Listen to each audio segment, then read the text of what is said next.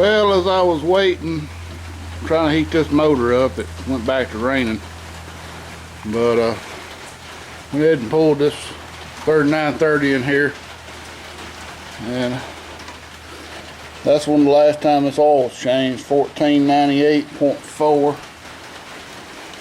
and we got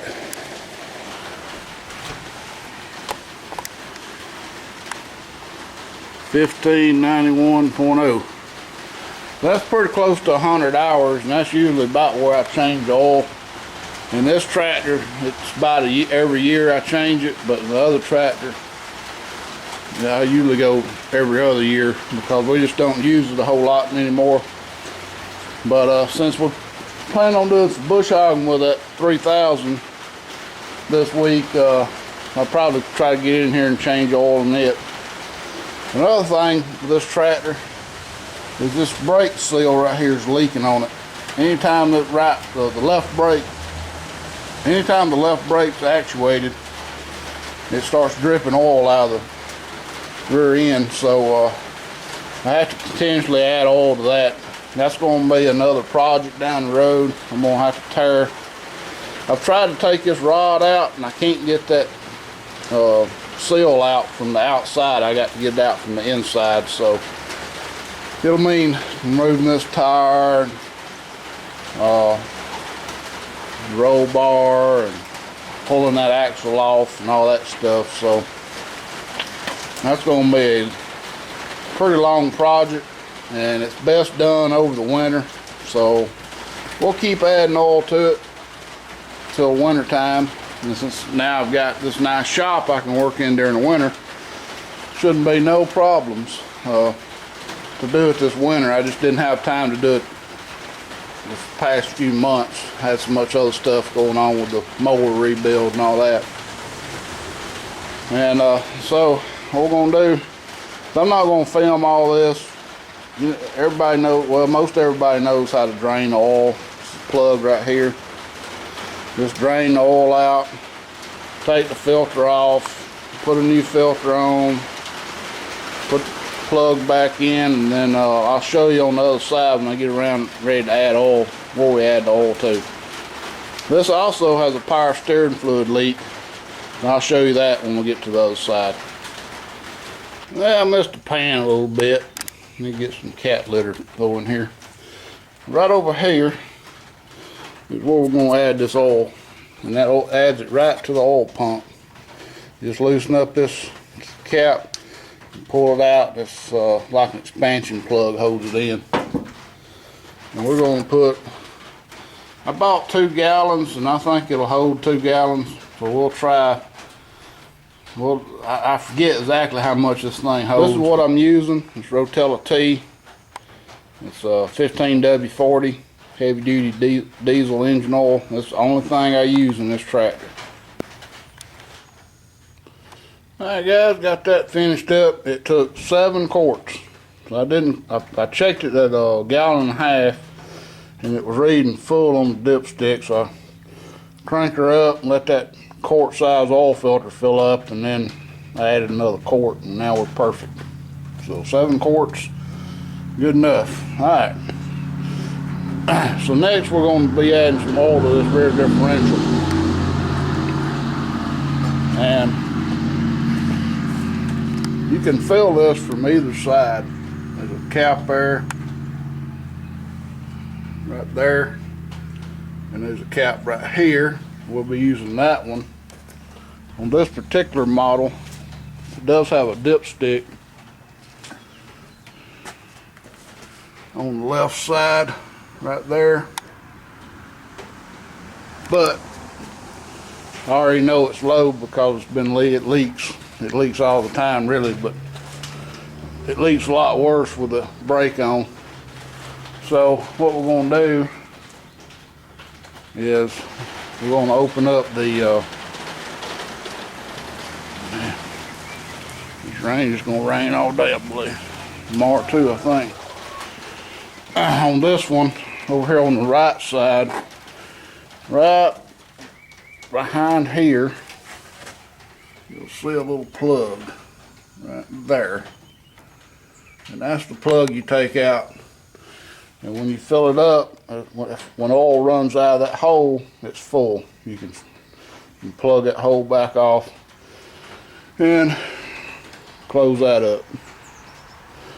So it's kind of a pain to move around in here. I can't really get by here, so I'm having to walk around this spear all the time. But what we're going to do first is we're going to find a little wrench, I hope. There it is. Little bitty wrench. And we're going to get down here. I'm going to have to shine some light on it. There you go. Get down here and try to get this plug out. It's not easy to get to because the way this wrench is. And get this thing broke free here.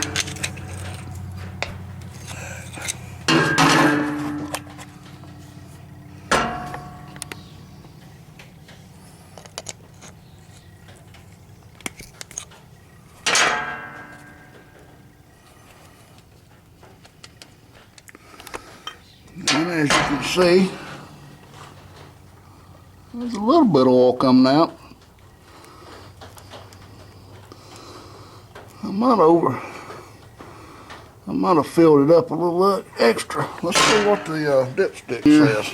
It's kind of hard to get to. You got to kind of go up and over and everything else. Get this dipstick.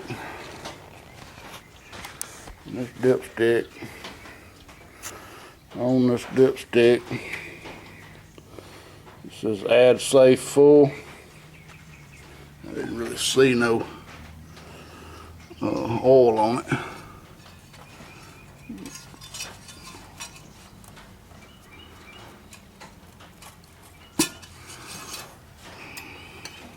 See that dipstick dry as a bone. I don't really add as often as I should. And usually when I have to add about a gallon or so. Alright, so to add, first thing we got to do is get this damn roll bar out of the way. Now with the roll bar out of the way, we got a lot more room to get over here. It's easier when you ain't got anything hooked up to it. Then we'll just clean this area up good here because we don't want to get all this dust and trash and shit in there. So.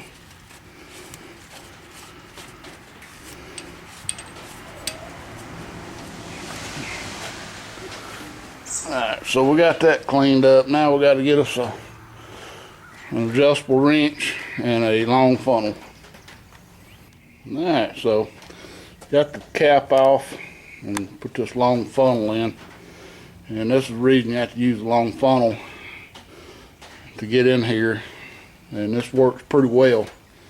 So what I'll do now is I'll add, I just picked this up at Tractor Supply. This is Universal Tractor Trans Hydraulic Fluid. I'll add it until I see oil coming out of this hole over here, which I can see. It's kind of hard from this angle. Right over there, somewhere. You can see it from where I'm standing, but it's not easy to see. And once oil starts coming out there, I'll quit filling and plug that little hole up.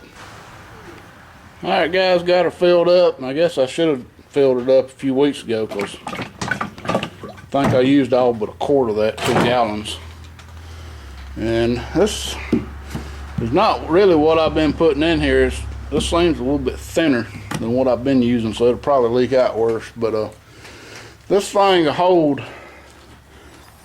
probably 10 gallons. So 2 gallons, you know, it's not good for it, but it ain't gonna probably kill it. I have put nearly 5 gallons in this thing before. And of course, you know, years down the road, I'll probably be replacing gears and ring and pinions and stuff, but probably just sell it. I ain't gonna go to all the trouble of rebuilding it. Alright, next thing I need to do is get over here to the air cleaner, and so I'm gonna have to back up a little bit to access that particular thing. Alright, to access the air cleaner on this 3930, We got to pop this. Hope you can see. Yeah, we got to pop this cap off, and then there's two little clips on each side. Release.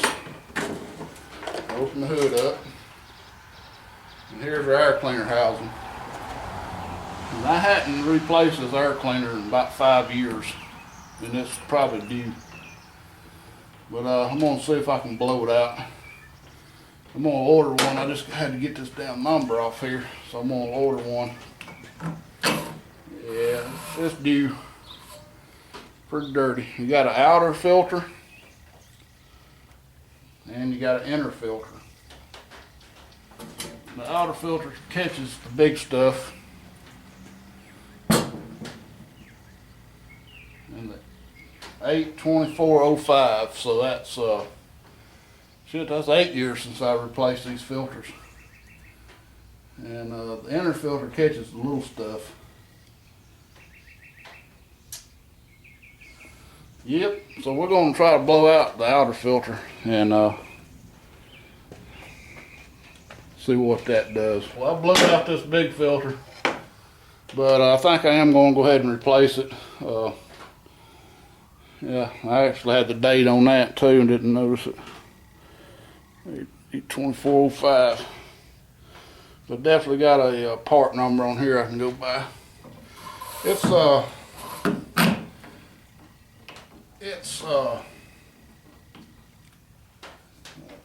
to fit on up in there, I believe.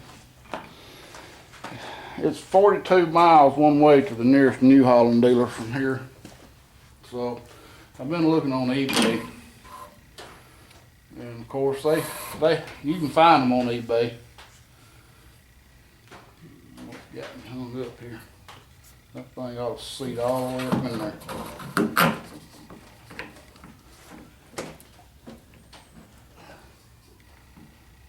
And it ain't wanting to, is it? Maybe it'll seat when I set some tension on it.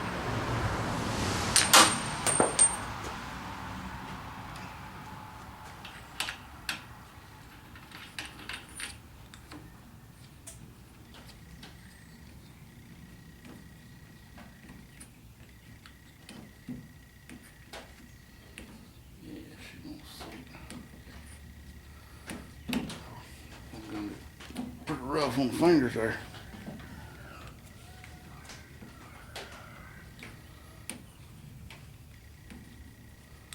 I don't know. I know when they put that little lip there so you could pull that filter out, that damn thing is rough on the fingers. She's seated now. Alright, well, that's done. The only other thing I got to do, I told you I'd get to it and show you.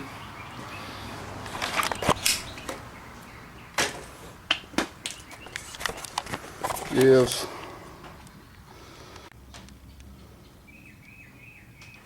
I've got a leaky steering cylinder. As you can tell, it's pretty wet. And it is using power steering fluid pretty good. I've had to add a couple of quarts last month or so. But let's see where our level is. So you can't even see a level in there now.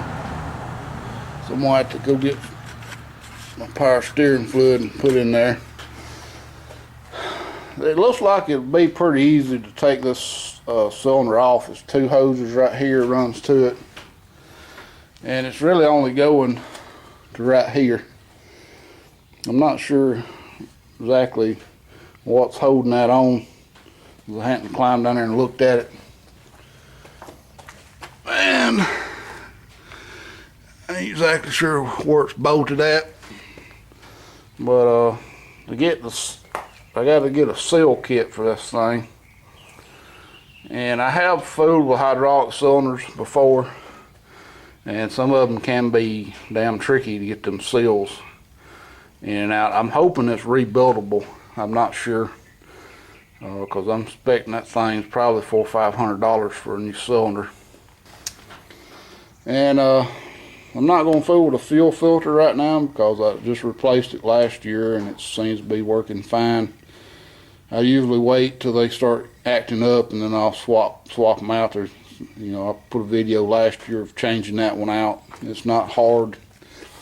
The only thing is if you're out in the middle of nowhere when it does it. But the biggest thing is I've had trouble with these tank suction strainers from the tank getting stopped up, and that can be a big hassle when you're out in the field working. And yeah, it's not fun. I hadn't had it on this one, but on my 3000 I ended up taking that sock out of the tank because it just kept getting clogged up, and I'd rather the filter catch it than not have any fuel at all. So alright guys, well that is it. One of these days I'm going to get here and clean this thing up good, but not today. It's too wet. It needs a good wax and polish. But thanks for watching, and stay tuned for the 3000. We'll be doing basically the same thing with it, except for it's got an oil bath filter, and I hadn't checked it lately either. So stay tuned for that video.